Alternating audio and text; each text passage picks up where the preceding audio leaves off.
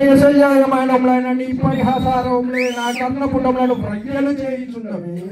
అహో శ్రీరావారాశి జనక రాక సుధాకర వరవంశ సముత్పన్న మహోత్తమ క్షత్రియ పరిపాలక భర్త సామ్రాజ్య తౌరయుండనయి మగముజ వీర ప్రకంపిత చతుర్థ సమూన సూరవరెన్నులకు శత సోదరులకు అగ్రజుండనయి పరమేశ్వర పాదాభిగత పరశురామ సద్గురు ప్రాప్త శస్త్రాజ్ఞ విద్యాపార్యుడైన రాధేయులకు మిత్రుండనై మానధనుడనై మనుగడ సాగించు నన్ను చూసి ఒక్కాడని పడి నవ్వుటయ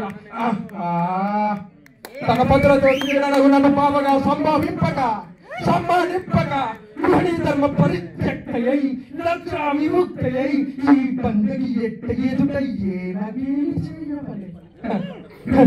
అవునులే ఆ పైసునాళ్ళ బామకి ఎక్కేమి సిక్కేమి వంతు నా మగని ముందట మగని వచ్చల పర్యంతరము రెచ్చిన కనిపించుతో పచ్చి వైభవంలో తేలించు అని గేలి చేసిన మాత్రమున నేనేలా కటకటపడవలే. ఊరకు ఉచితాను జ్ఞానంతో మోరెత్తి కూతలిడునా అని సరిపెట్టుకుంటున్నా ఈ లోకము మీద మోకుడుండనా ఆయనను దుర్యాగంలో సాగించి యాగమని తెలిసి నేనేలా రావలే. వచ్చి తినిపో ఎరెట్ల ప్రభాసాముపేతమై సర్వత్రు సంశోభితమైన అమ్మాయి స్వభావనము నాకేల విడిది కావలే. అయినది పో అందు చిత్రిత విచిత్ర లావణ్య లహులలో ఈదులాడు జిగ్రుక్షాపేక్ష నాకేల కలగవలే. కలిగినది పో సజీవ జల్చన సంతాన విధానం కాలవాలమగు ఆచలాశయం కాళ్ళు పోపవలే.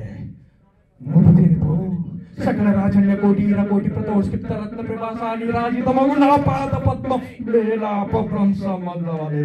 ఏత సమయమునకై పరిచారికా పరివృతైన పాతకి పాంచాలి ఏల రావలే వీక్షించవలే పరిహసింపవలే.